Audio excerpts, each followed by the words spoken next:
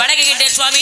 எனக்கு முன்பதாக அண்ணனும் தோழியும் தங்களை சந்தித்து ஆசைகள் பெற்றது கண்டி மிகவும் பெருமைப்படுகின்றேன். தாங்களை என் இருப்பிடம் தேடி வந்து நினைந்தவுடன் அளவு கடந்த மகிழ்ச்சியும் ஆச்சரியமாக இருக்கிறது. தம்மை பெறுகிற தாமர ஒழுகுதல் பண்பையில் எல்லாம் தலை என்ற பொன்மொழியின்படி தம்மை விட பெரியாரின் நட்பும் தொடர்பும் ஆசீர்வாதமும் மிக சிறந்த செயலாகும் என்பார்கள். ஆகையினால் நாட்டு மக்கள் அண்ணன் தோழியர் இச்சிறியவளுக்கும் நல்லாசி கூறுங்கள்.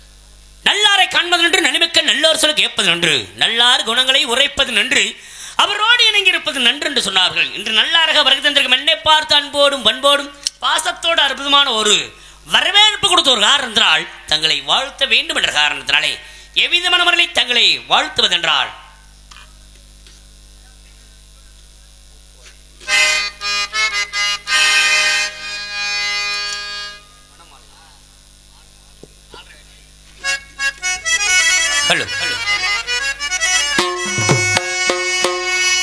மணமாலையும் மஞ்சளும் சூடி புது கோலத்தில் நீ வர வேண்டும். மணமாலையும் மஞ்சளும் சூடி புது கோலத்தில் நீ வர வேண்டும். அண்ணன் கண்ணீர் மலையில் நனைந்தே நான் வாழ்ந்துவேன். மணமாலையும் மஞ்சளும் சூடி புது கோலத்தில் நீ வர வேண்டும்.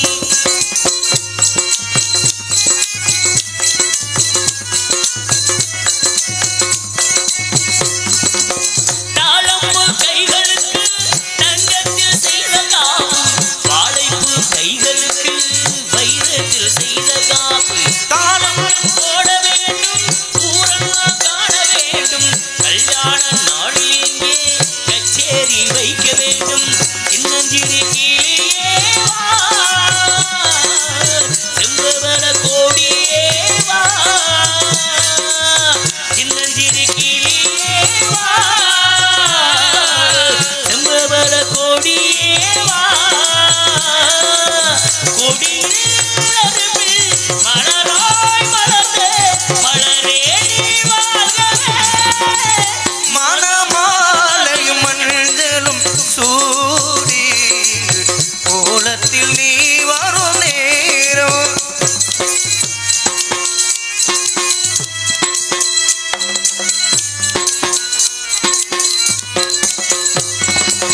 ஓராண்டு போன பின்பு உன் பிள்ளை ஓடி வந்து தாய் மாமன் தோளில் நின்று பொன்னூஞ்சல் ஆடும் என்று ஏதோ காட்சி வந்து கண்டங்கள் தோன்றுதம்மா.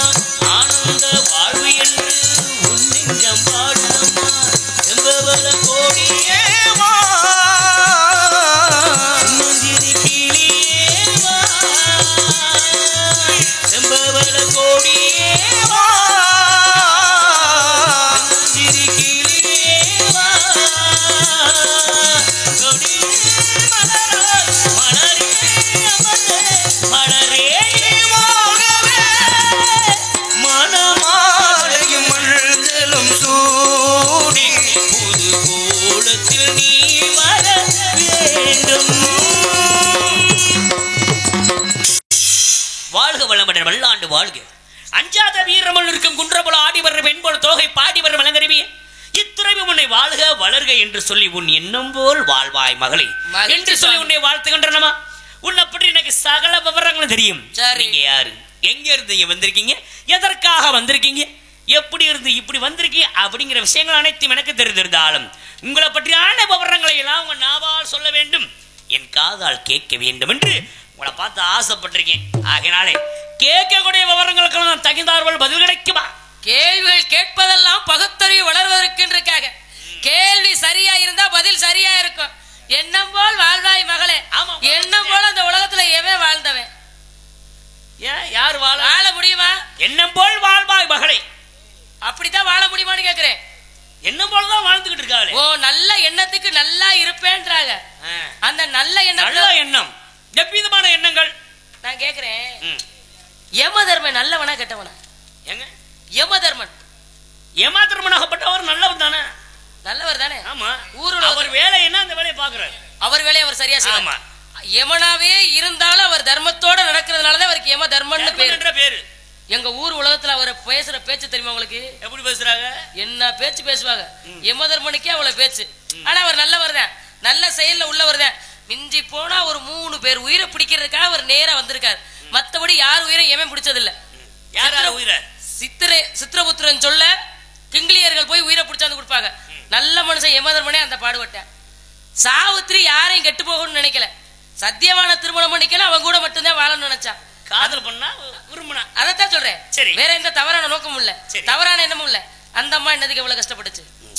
நம்மளுடைய மானம் மரியாதை ஒரு சபையில போயிடக்கூடாதுங்கிறதுக்காக தன் நண்பன் தன்னுடைய நாட்டிலேயே பாதியை கொடுத்து இந்த நாட்டுக்கு நீயே மன்னனாயிருன்னு சொன்ன ஒரே வார்த்தைக்காக நம் மானம் காத்த நண்பனாச்சு அவனுக்காக உயிரை கொடுக்கறதும் தப்பு இல்லைன்னு நினைச்சேன். ஆனா அவன் நல்ல மனுஷன் தான், அவன் நிம்மதியா வாழ்ந்தாகப்பட்டவன் சொல்றீங்க. அப்ப நல்லவன் பூரா எண்ணம் போல வாழணும்னு நினைச்சாங்க, முடியல.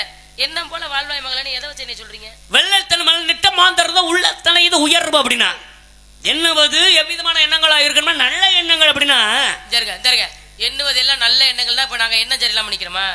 எடுத்தோடனே எகத்தாளமான பேச்சு பேசாதீங்க. என்ன எகத்தாளமான பேச்சுக்கிறீங்க? பூரா சரியா நல்லா இருப்பீங்க. அப்ப எங்க என்ன சரியில்லைங்க? ஒரு விஷயம் தெரியுங்களா?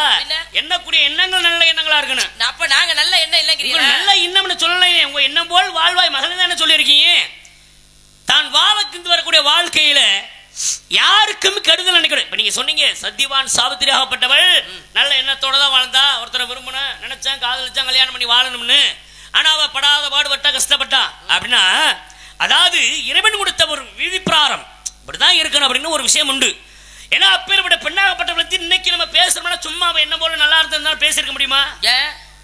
பேசிருக்க முடியுமா? முடியாது. அவ கஷ்டப்பட்டதுனாலதான் எமலோகத்துக்கு போனோம்னா யாராக இருந்தாலும் இறந்ததுக்கு அப்புறம் தான் அவனை போய் பார்க்க முடியும். ஆமா, இறந்த ஆத்மா மட்டுமே போகும். ஆனா இறக்கிறதுக்கு முன்னாடி உயிரோடையே எமனை பின்தொடர்ந்து சென்று தன் கணவன் உயிரை மீட்டு வந்தாலே சாவித்திரி. ஆமா, அந்த பெண்ணுக்கு பெருமை தேடி கொடுக்க வேண்டிய என்பதற்காக நடத்தப்பட்ட ஒரு திருவிழா. பெருமை தேடி கொடுப்பதற்காக இல்ல, அந்த மாதிரி தகுதி இருந்துச்சு சொல்லுங்க.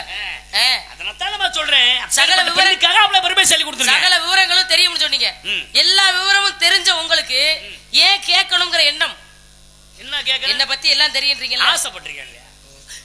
ஓ, பெரியவங்க சின்ன பிள்ளைகிட்ட கேட்டு அது எப்படி பேசுதுன்னு, இந்த குழந்தை எப்படி பேசுது, இந்த வாய்மொழியில எப்படி சொல்லுது, நான் தெரிஞ்சிருந்தாலும் உன் நாவால சொல்லி என் காதால கேட்க வேண்டும் பேரின்ப ஆசை. நான் பேசுறத நீங்க கேட்கணும். ஆமா, உங்க தலையெழுத்தை யாரு மாத்த முடியும்? தலையெழுத்துமா உன்னை பற்றியான விவரங்களை தெரிந்து கொள்ளணும்னு ஆசை. வண்டி வெளி கண்டு மொழிமா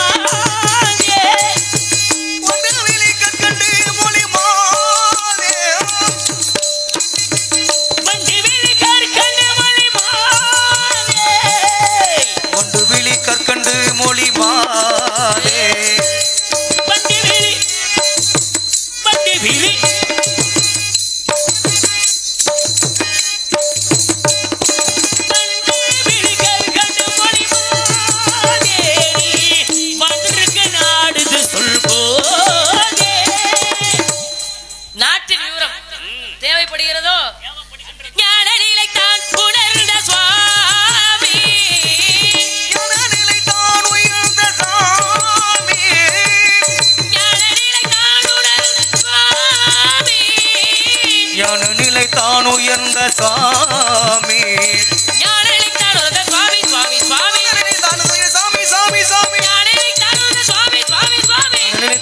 சாமி சாமி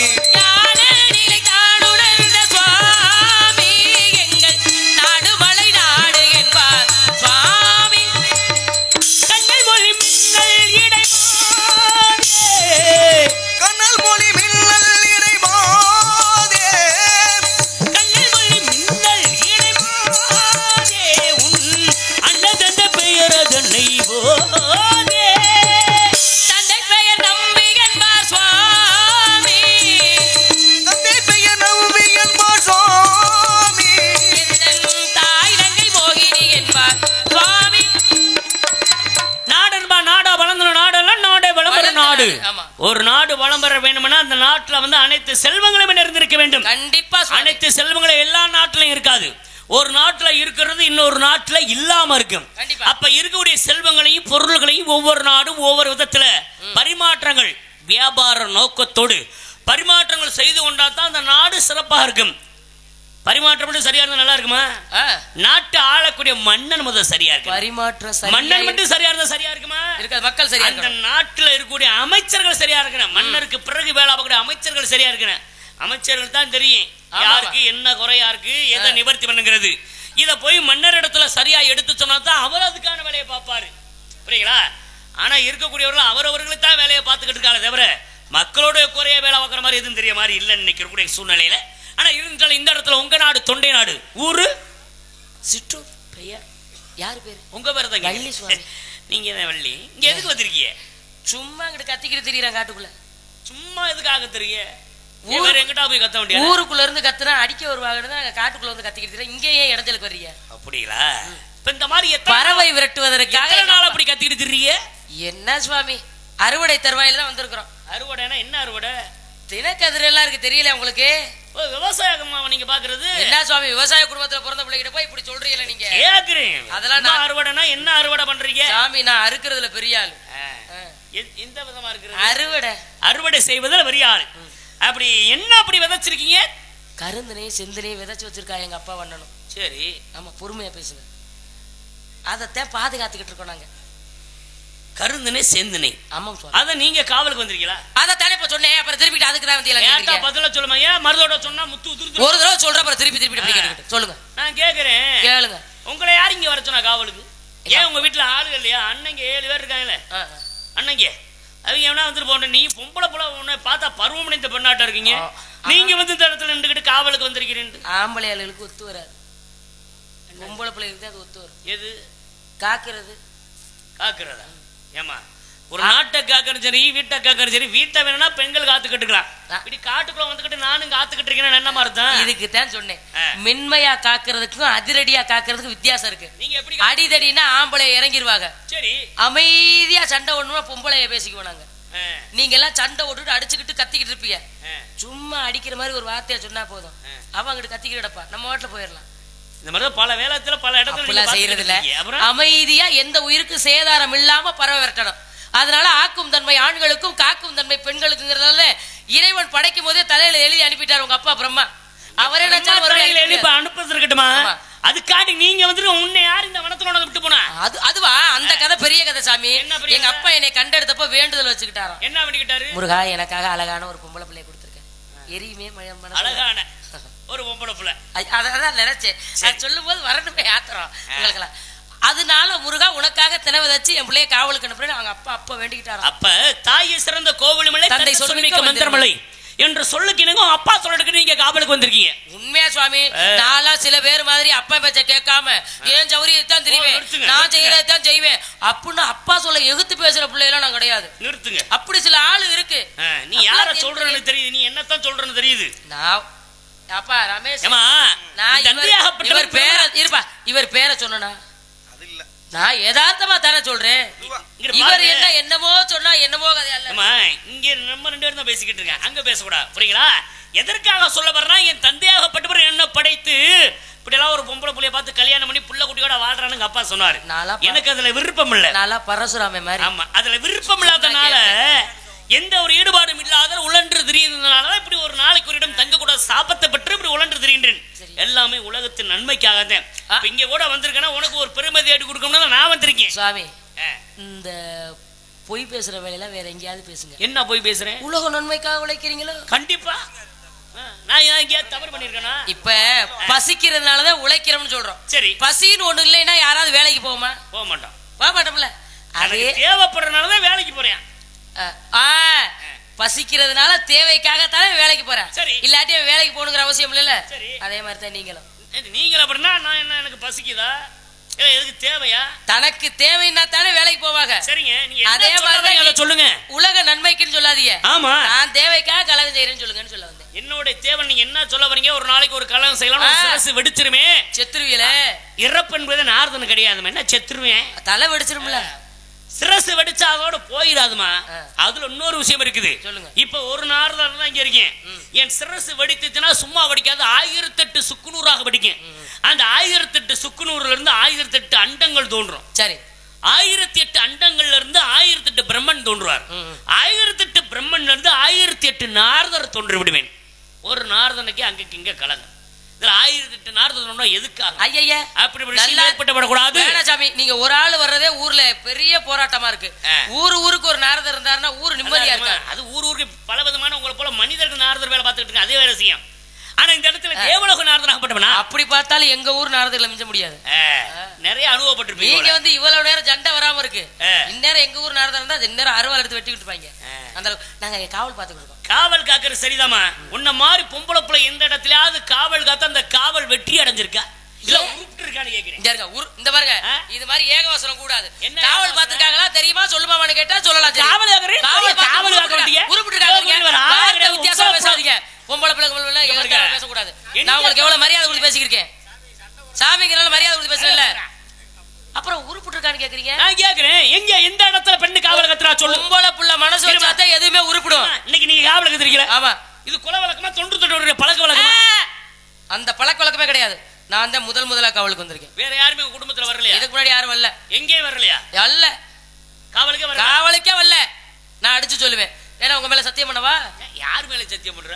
ஏங்க நீங்க தானங்க கேட்டிய காவலுக்கு வந்திருக்காங்களான்னு. காவலுக்கு வரலன்னு சத்தியம் பண்றேன். நமக்கு பக்கத்து நிலத்துக்கு யாரோ ஒரு பெண்ணு காவலுக்கு வந்தா கேள்விப்பட்டேனே. அந்த அம்மா தவம் பண்ண வந்தாங்க. தவம் பண்ண வந்தா புருஷன் வேணும்னு வந்தாங்க அவங்க. நான் அப்படிலாம் வரல. யார பார்த்து என்ன வார்த்தை? இப்ப நீங்க புருஷன் வேணும்னு வரல. அந்த வார்த்தைக்கே போக கூடாது. புருஷன் என்னமா? ஆண்மகன் அர்த்தம். ஆண்மகன் வீட்டுல இருக்காங்களே. அப்பேற்பட்ட வயது நல்லா இருக்குன்னு நீங்க வந்திருக்கீங்க. ஆண் புருஷர்கள் அண்ணனும் அப்பாவும் இருக்காங்க. அதுக்கு மேல நான் தேவைப்படுது. அவங்க பாதுகாப்பு இருந்தாலும் போது வேற எந்த புருஷனும் தேவையில்லை உங்களுக்கு. தேவையில்லை சுவாமி. அப்படிங்களா? கையில என்ன வச்சிருக்கீங்க? கவன். இதை வச்சு என்ன பண்றீங்க? இந்த உண்டி வில்லுன்னு சொல்லுவாங்க. உண்டி வில்லு வச்சு இங்க அடிக்க முடியாது. எல்லாரும் சொல்றாங்களே நான் உண்டி வில்லு ஒண்ணு பேக்கல வாங்கி வச்சேன். நான் இங்க வந்துட்டேன், பிள்ளைய எடுத்துட்டு போயிட்டாங்க. அதனால கவன்கிற பேர்ல பறவை விரட்டிக்கிட்டு இருப்பாங்க. பறவை விரட்டுறீங்க பாவம் இல்லையாமா? பார்த்தா நல்ல புள்ளையா இருக்கீங்க, இறக்க மனசு உள்ள பொம்பளை புள்ளையா இருக்கீங்க. பறவை விரட்டலாமாமா? நான் கறி போனது பறவைகள் இன்னும் வந்தா ஏதோ திங்கிறது மிச்சத்தை கொண்டே படைக்கணும் போக வேண்டியதை கொண்டே விரட்டிக்கிட்டு இருக்கீங்க. அப்படி இல்ல சுவாமி, நாங்க பறவை விரட்டுற மாதிரி நடிக்கிறோம், அவ்வளவுதான். விரட்ட மாட்டோம். நாங்க நடிப்புதான். சோறு ஆக்குற மாதிரி பானையை மட்டும் அடுப்புல வைப்போம். தண்ணி இருக்காது, உலையில அரிசியும் போட மாட்டோம். ஆனா சோறு இருக்குன்னு சொல்லுவோம். சும்மா அப்படித்தான் ஓடிக்கிட்டு இருக்கு. நான் கேக்குறேன், உலகமே இப்ப நீங்க காவலுக்கு வந்திருக்கீங்களே, இப்ப என்ன சொன்னீங்க இடையில? என்னங்க இப்ப என்ன சொன்னீங்க நீங்க? இல்ல இப்படித்தான் ஓட்டிக்கிட்டு இருக்கீங்க. அப்படி சொல்லக்கூடாது. உண்மையாவே வர்ற பறவைகளை உயிர் சேதம் செய்யக்கூடாது. அகிம்சை முறையில அடிக்கிற மாதிரி அப்படி சொன்னோம்னா போயிடும், அவ்வளவுதான். அதுக்காக ஒரு படம் காட்டிக்கிட்டு இருக்கீங்க. நல்லா சிறப்பான முறையில வேலை பார்த்துக்கிட்டு இருக்கீங்க. நான் என்ன கேக்குறேன்னா, என்னதான் கேக்குறீங்க? பெரிய கொண்ட ராட்சசிகளா சில நேரத்துல காவல் காத்தாங்க. யாரு காத்தது அப்படி? ராட்சசிகள். ராட்சசிகள்னா எந்த வடிவமும் எடுக்கக்கூடிய பொம்பளைங்க. ராட்சசினால எந்த உங்களை மாதிரி அழகாவும் இருப்பாங்க, அழகற்றவர்களாம் இருப்பாங்க. ஆனா பெருங்கொண்ட ராட்சசிகள் அப்பேற்பட்டவளும் சில இடத்துல காவல் காத்தாங்க. அவங்களாலையும் அந்த காவலை காக்க முடியல. சுவாமி தன்மை இருக்குல்ல, கடலை காத்தவளும் உண்டு, அதத்தான் சொல்றேன், காட்டை காத்தவளும் உண்டு. ஆஞ்சநேய பெருமனாகப்பட்டவன் சீதை இருக்காளா இலங்கையில கண்டறிவதற்காக இலங்கையை தாண்டி போகின்ற பொழுது முத அவரை தடுத்து நிறுத்தியது யாரு அப்படின்னா, மைனாக பர்வதம் என்று சொல்ற மலை, கடலுக்கு இடையில அந்த மலை அப்படியே தோன்றி நின்று ஆஞ்சநேய பெருமானை தடுத்து நிறுத்தியது. அப்ப என்னடா நம்மளுக்கு எதிர்ப்பா அறை நிக்கிறாள் பாக்கின்றோம். அப்பதான் மைனாக பர்வதம், நீங்க ரொம்ப தூரம் ராமருக்காக போறீங்க, கொஞ்ச நேரம் என் மீது அமர்ந்து இழப்பாரிட்டு அப்புறம் பறந்து போங்க அப்படின்னு சொன்னதுனால அந்த மைனாக பர்வதம் என்ற மலையை தங்கி இருந்து திரும்ப போறாரு. திரும்ப போய்கிட்டு இருக்கின்ற பொழுது அங்க ஒரு ராட்சசி சுரசை என்று சொல்லக்கூடிய அரக்கி, அப்பேற்பட்டவள் ஆஞ்சநேய பெருமானை தடுத்து நிறுத்தினார். அப்ப ஆஞ்சநேய பெருமானாகப்பட்டவன் அணுவாக வடிவம் கொண்டு அண்ணனுடைய வாய்க்குள் சென்று காதின் வழியாக வெளியே சென்றான். அண்ணவளுக்கு மோட்சத்தை கொடுத்தனா அடுத்து போய்கிட்டு இருக்காரு. அதுக்கு அப்புறமும் ஒரு ராட்சசி யாருன்னா சிம்கிகா அப்படின்னு ஒரு அந்த பெண்ணோட பேரு. சிம்கிகாரைக்கு என்ன வாங்கி வந்த வர்ற அப்படின்னா, அவ வந்து இப்ப நீ நிக்கிறீங்க, உங்க தொடணும்னு அவசியம் கிடையாது. நீங்க நிக்கின்ற பொழுது உங்க நிழல் பூச்சி இருக்கிற கீழே அந்த நிழலை தொட்டா அவங்க நான் நகல முடியாது. அந்த மாதிரி வரத்தை வாங்கியவள். அப்ப ஆஞ்சநேய பெருமான் வாழ்வழியா பறந்து போய்கிட்டு இருக்கின்ற பொழுது சிம்கிகா என்ற அரக்கி கடலுக்குள்ள இருக்கிறவ ஆஞ்சநேய பெருமான் நிழலை போய் தொட்ட உடனே ஆஞ்சநேய பெருமான் மேல பறந்து போக முடியல. திரும்பி பாக்குறாரு, நம்ம பின்னாடி யாரும் இல்ல, நம்ம யாரும் தொடல, ஆனா இந்த இடத்தை விட்டு நகர முடியலையே, என்னடான்னு கீழே பார்க்கின்ற பொழுது அந்த சிம்கிகா என்ற அரக்கி நிழலை தொட்டு இருந்தா. அப்ப அண்ணவளுக்கு மோட்சத்தை கொடுத்துட்டு அதையும் தாண்டி வருகின்ற பொழுது இலங்கையை அடைகிறாரு. இலங்கைக்கு உள்ள போகணும் கோட்டைக்குள்ள. அப்ப அங்க காத்துக்கிட்டவர் யாரு? லங்கினி தேவி என்று சொல்லுற ஒரு பெண் தெய்வம். அப்பேற்பட்ட பெண்ணையும் தாண்டி மீறி சீதையை பார்க்கலான்னு போறாரு. சீதைக்கிட்டே ஒரு பெண்ணு, அவளும் ராட்சசிதே. யாருடைய மகள் அப்படின்னா விபீஷணோட மகள் திருச்சடை என்ற பெண்ணாகப்பட்டவள் ராட்சசி. ஆனா அவதான் நல்ல மனசு உள்ளவள், பெருமாளை வணங்கக்கூடியவள். அன்னவரை மீறி சீதையை கண்டான் ஆஞ்சநேய பெருமான். இப்படி கொண்ட ராட்சசிகள் காவகாத்த காவலால மீறி ஆஞ்சநேய பெருமாள் போயிருக்காரு. அந்த மாதிரி இந்த இடத்துல நானும் காவலுக்கு வந்துருக்கீங்க. காவலுக்குன்னா உங்க காவல் நிலையான காவலா இருக்குமா? அந்த அரக்கைகள்லாம் காத்தாங்க. அந்த இடத்துல ஆஞ்சநேய பெருமான் போனாரு, அவங்களுக்கு எல்லாம் விமோசனம் கிடைக்கணும் அப்படிங்கிற ஒரு வரம் இருந்துச்சு. அதனாலதான் காவலுங்கிற பேர்ல அவங்க அங்கே காத்தாக ஆஞ்சநேய பெருமான் விமோசனம் கொடுத்தாரு. எங்க அப்பா இங்க காவலுங்கிற பேர்ல அனுப்பி வச்சிருக்காரு. ஏன் அனுப்பி வச்சாரு, எதுக்கு அனுப்பி வச்சாருன்னு தெரியாது. ஆளோலோசோன்னு பறைய விரட்டுமான மட்டும் சொல்லி அனுப்பியிருக்காரு. அது என்ன ஆளோலோசோ? முருகனுடைய மந்திரம் இருக்குல்லவா சாமி, அவர் பெயரை சொன்னால் எந்த ஒரு மிருகங்களா இருந்தாலும் பறவைகளா இருந்தாலும் எங்க பக்கத்துல வராதுங்கிற நம்பிக்கை. ஆக முருகப்பெருமானுக்காக தான் பொதுவா நீங்க வந்திருக்கீங்க. ஆமா ஆமா ஆமா, படையப்பாவுக்காக வந்திருக்கீங்க. அப்படி விஷயம் முருகனுக்காக, படையப்பாவுக்காக, முருகனுக்காக. படையப்பா சொல்லுமா, நல்லா வார்த்தையில வாயில வரணும். படையப்பான்னு வந்துரும். அப்புறம் சொல்லு முருகனுக்காக சொன்னா அதோட விடுங்களே. ஏன் படையப்பான முருகனுக்கு படையப்பான்னு பேர்? இந்த இடத்துல நான் யாருக்காக காவலுக்கு வந்திருக்கேன்னா, இந்த இடத்துல முருகன்கிற பேர்ல இல்ல, சேயோன்கிற பேர்ல இங்க முருகப்பெருமான் இருக்காரு. இந்த சேயோனுக்காக மட்டுமே காவலுக்கு வந்திருக்கேன். வடையப்பனுக்காகவோ இல்ல வடையப்பனுக்காகவோ வடையப்பா காலையில நாடு அமைப்பாளர் அந்த அம்மா வாங்கி கொடுப்பாங்க, தேவையில்லை. நான் கேக்குறேன் படையப்பான ஏன் கோவப்படுறீங்க, ஏன் சொல்லக்கூடாதுங்கிறீங்க? இது வரைக்கும் முருகப்பெருமான் எத்தனை படை வீடு? 5 படை வீடு. என்னென்ன படை வீடு? 5 படை வீடுனா நீங்க பேரை சொல்லுங்க. திருப்பரங்குன்றம், திருச்செந்தூர், பழனி, 2 நீங்க சொல்லுங்க. சுவாமிமலை, திருத்தணி, இது வரைக்கும் 5 படை வீடு உண்டு. புரியுங்களா?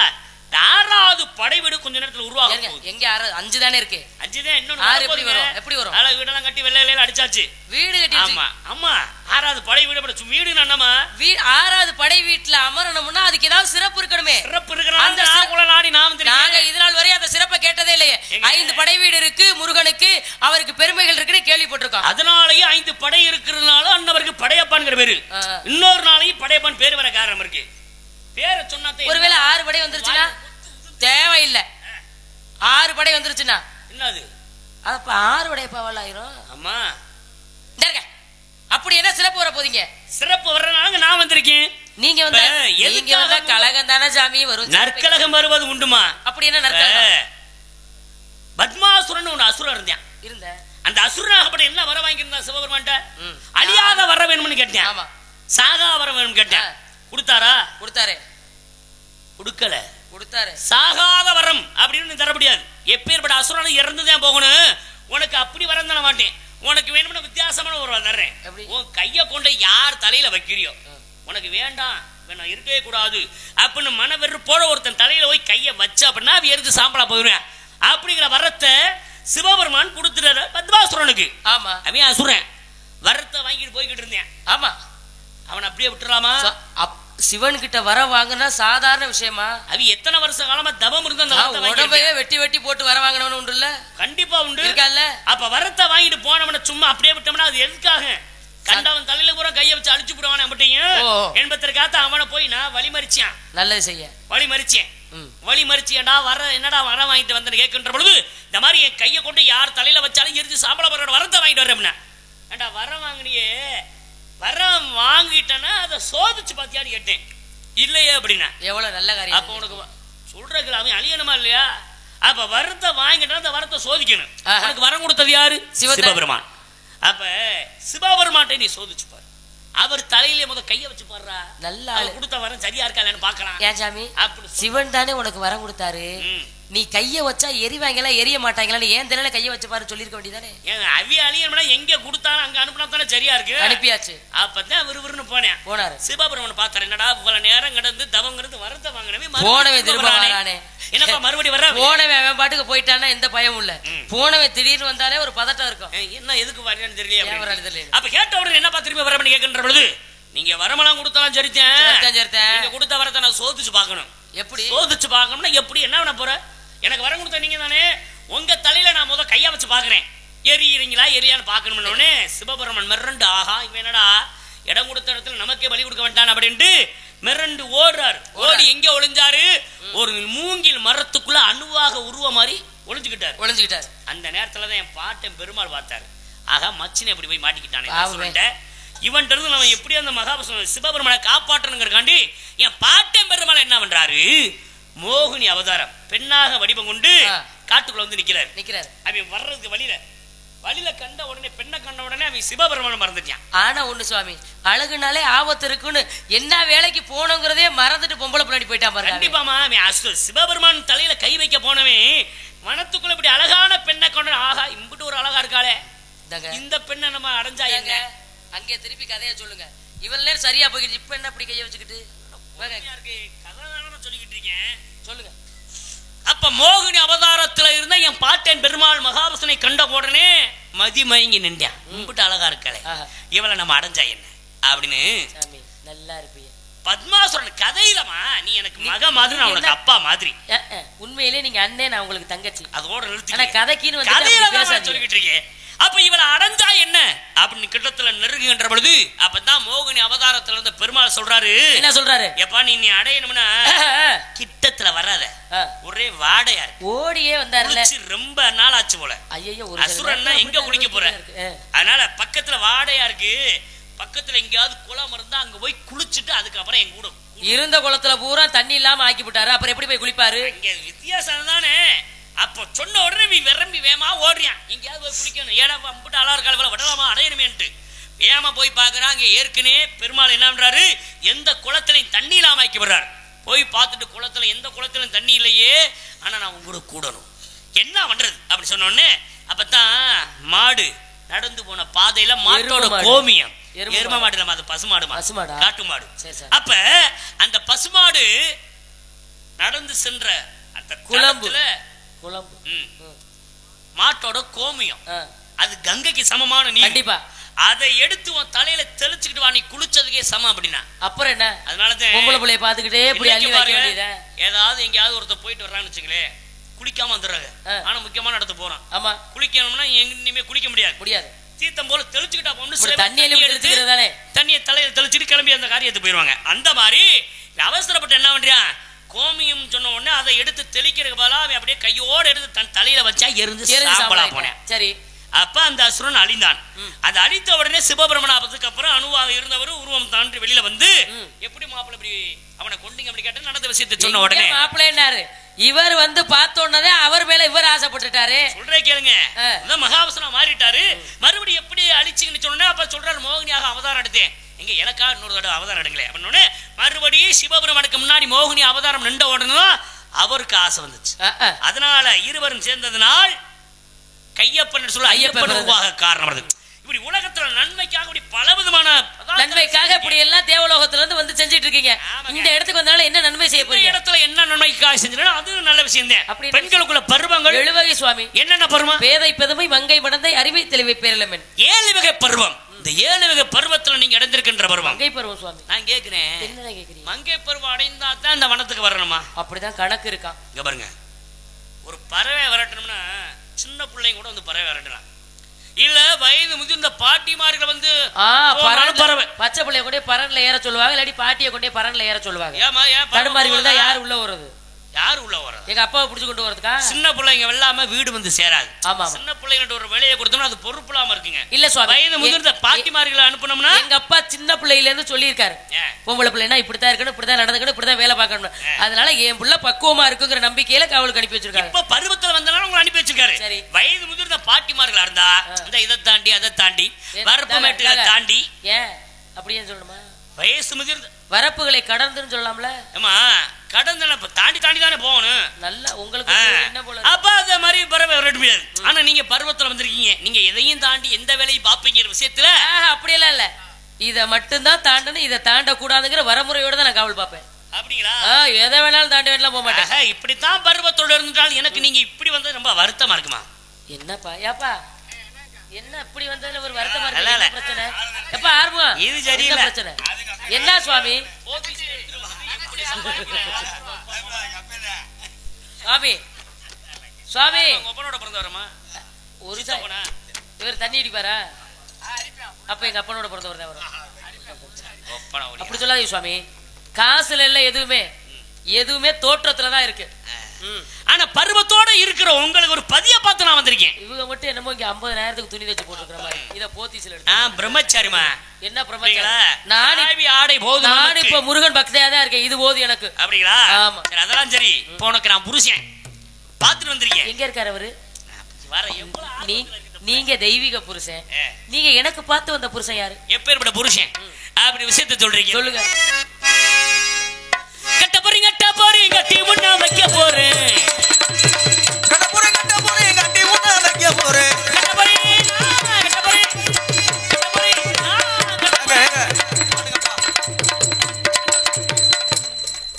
சாமி உங்களுக்கு மண்ணாசை பொன்னாசை பொருளாசை எந்த ஆசை இல்லாம அறுத்து எடுத்துட்டீங்க. அவன் கூட சேர்ந்து எனக்குமா வெறுத்துட்டீங்களா? அறுத்துட்டீங்களா? வெறுத்துட்டீங்களா? நாங்க படிக்காத எங்களுக்கு எல்லாம் தெரியும். சரி ஏன் கேக்குற அப்படி? நீங்க நான் கட்ட போறேன் நீங்களா வள்ளியம்மா கட்ட போறீங்க? அட நாராயணா, உண்மை அதுதான். கட்டி வைக்க போறேன்னு. என்ன கட்டி வைக்க போறேன்னா மாப்பிள்ளை வேற சொல்லிட்டு உள்ள போனா நான் யாரை பார்த்து மாப்பிள்ளை வேற சொல்றது? அதுக்கு வெளியில வர சொல்லுங்க. அப்புறம் நான் யாருன்னு சொல்லுவேன்? சரி வர சொல்லுங்க. வாங்க வாங்க வாங்க. வாமா சாமி மாப்பிள்ளை வேற வெக்கமா இருக்கு.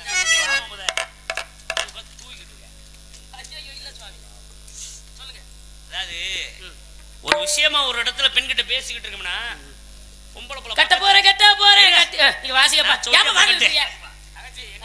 இந்த புள்ள ரொம்ப ஆர்வத்துல இருக்கியா? மாப்பிள்ளை பேரை சொல்லல. சரி ஒரு வெக்கம் வருமேன்னு நான் வெக்கம் வருது பாவா. மாப்பிள்ளை பேரே என்ன சொல்லல, அதுக்குள்ள எப்படி வெக்கம் வருது? சொல்லுங்க. எதிர்பார்க்கிறேனா இல்லையா? ரொம்ப எதிர்பார்ப்புல இருக்கீங்க. எதிர்பார்க்கிறேன். இன்னொரு விஷயம், பேசுனாலும் சரி பாடுனாலும் சரி பொம்பளை புள்ள பக்கத்துல இருந்தா எனக்கு பாட்டு வர்றேன். அதனால தான் நான் நிறுத்தினேன். கட்ட போறீங்க கட்டி உன்ன வைக்க போறேன். கண்டபடி வேலை தானமா நீ சம்மதத்தை இப்ப தாரமா. ஒரு சேலை இருந்தாலும் வச்சிருக்கப்பா. குன்றகுடி குமரனமா குமரகட மூலமா. குன்றகுடி குமரனமா குமரகட மூலமா. எத்தனை மனசுக்கார வாழ்க்கை உனக்கு இனிக்குமாமா. மனசுக்காரே வாழ்க்கை உனக்கு இனிக்குமாமா. நாங்கள் வார்த்தைகளே நன்மை இருக்கு கேட்டுக்கமா. வார்த்தையிலே நன்மை இருக்கு கேட்டுக்கமா. சொல்லபடி கட்டு நல்லபடி வாழ்ந்திடமா. கட்ட போறேன் கட்டி உன்ன வைக்க போறேன். கண்டபடி வேலை தானமா நீ சம்மதத்தை இப்ப தாரமா. கந்தன் கடம்பன் காட்டு இப்படி சொல்லக்கூடிய முருகன் தான் உனக்கு மாப்பிள்ளை. அதனால வேணாமனு வெறுப்பு சொல்லாம நான் பார்த்து வந்த மாப்பிள்ளை முருகன். எந்த முருகனை சொல்றீங்க? எந்த முறைய பக்கத்துல வர முருகன் அவர்தான். அந்த பையனுக்கு நான் வாழ்க்கை கொடுக்க என்ன முடியாது. அந்த பையன் பெரிய ஐயம் அவரை போய் பையன் அதான் சொல்றேன். அவருக்கு நமக்கு ஒத்து வராது. என்ன ஒத்து வராது? அவருக்கு போய் நான் பொண்டாட்டியா இருந்தா அவரை வாழ வைக்க முடியுமா? என்னவா அவர் ஊரே வாழ வைப்பாரு. நான் வாழ வைக்கணும்னா எனக்கு ஏத்த புருஷன் அமைஞ்சா அவர் நானும் சேர்ந்து வாழ்வோம். உனக்கு தகுந்த புருஷன் அவர்தான். நீ இப்பதான் சொல்லிக்கிட்டு இருந்தாலும் வேற கிட்டா போய் தேடி இருந்தாலும் இந்த மாதிரி புருஷன் உனக்கு அமைய மாட்டேன். வேண்டாம். என்ன வேண்டாம்? இப்படி ஒரு மாப்பிள்ளைய நான் கல்யாணம் பண்ணிக்கிறதுக்கு நான் கல்யாணம் பண்ணாவே இப்படி இருந்துட்டு போயிடலாம். போய் என்ன தவ வேட புனைந்து வந்தவரே. பொய்யன தவ வேடம் புரிந்து வந்தவரே. பொய்யான தவ வேட புனைந்து வந்தவரே. கோயில் கோத்தல் புகழூர் அரசரை கைவிரித்து உனக்காகவே சொன்னேன் ஓஹோ என்ற தினமே. நான் சொன்னேன் ஓஹோ இந்த தினமே. உனக்காகவே சொன்னேன் ஓஹோ என்ற தினமே. உனக்கு கொள்ளாதே மாநிலத்தை எழுவதா சொல்லும் உயர்வத்தை கேளவும். சிவனுக்கு என்ன வேலை? அடிக்கிற வேலை. பிரம்மனுக்கு படைக்கிற வேலை. மகாவிஷ்ணு சௌரியத்தை பாரு. மகாவிஷ்ணு காக்குற வேலை. வாசனை வருதா இல்லையா? நல்லா வந்துச்சு. எப்ப உங்க 4 பேருக்கு இங்க என்ன வேலை? எனக்கு இங்க கையில கவன் பிடிச்சு காவல் பாக்குற வேலை. இந்த வள்ளியை பார்க்க வந்த இவ்வளவு தூரம் நீங்க வந்ததுனால உங்களுக்கு ஒரு வேலை இருக்கு. நீங்க என்ன எனக்கு வேலை சொல்றது? உங்க வேலையை நான் கேட்கல. நாங்க சொல்ற வேலையை கேளுங்க. நீங்க பாக்குறீங்க பாபா. அப்ப நாங்க சொல்றது நீங்க கேட்க மாட்டீங்க. நீங்க சொல்றது நாங்க கேட்கணும். நான் சொல்றேன் கேளுங்க. அவசியம் இல்ல. நல்லா புதுசா பார்த்து வந்து இது கல்யாணம் பண்ணிக்க சொல்றது தப்பு சுவாமி.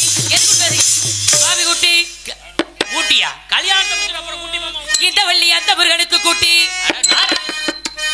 அந்த பண்டார பயலுக்கு இந்த பரதேசி சாமி கூட்டி. உலகத்தை சுற்ற வர்ற பரதேசி 1 2 3 குட்டி கொடுப்பதுகள் கோத்திரத்தில் முறையோ. குட்டி கொடுப்பதுகள் கோத்திரத்தில் முறையோ. அறிவுல மடச்சிறுமை யாரை பார்த்து கூட்டி விட்டு பாரு கேட்கிறது? அறிவுலாருக்கு அறிவை கூட்டி புத்தியான் புத்திய கூட்டி ஞானவளவி ஞானத்தை கூட்டி ஒருவரை வண்ணக்கு பெருமை கூட்டி சங்கம் என்ன பார்த்து கூட்டி விடும் கண்ட ஒரு காரணத்தினாலே இன்று சூரியன் அஸ்தமனமாவதற்குள் உனக்கண்ட முருகப்பெருமானுக்கு திருமணத்தை வைக்கிறேன். அப்படிதான் என்றால் என்பதை நான் அறிந்திருப்பேன். பிரம்ம முடிச்சுமில்லை. இது சத்தியம் சத்தியம் சத்தியம். கூட்டி விடுறேன்னு கேட்டியா? எனக்கு சலதோஷமா இருக்கு. இதுல சத்தியம் மோகனையில முடிக்காதீங்க போங்க. ஏப்பா மூணு தூரம் மாப்பிள்ளை பார்த்து வந்தவர் ஒரு மருந்து சொல்லிட்டு போகக்கூடாது. முருகா ஞான பண்டிதா தங்களை காண வேண்டும் என்று அடியால் காத்துக் கொண்டிருக்கின்றேன். சீக்கிரம் வாருங்கள் முருகா.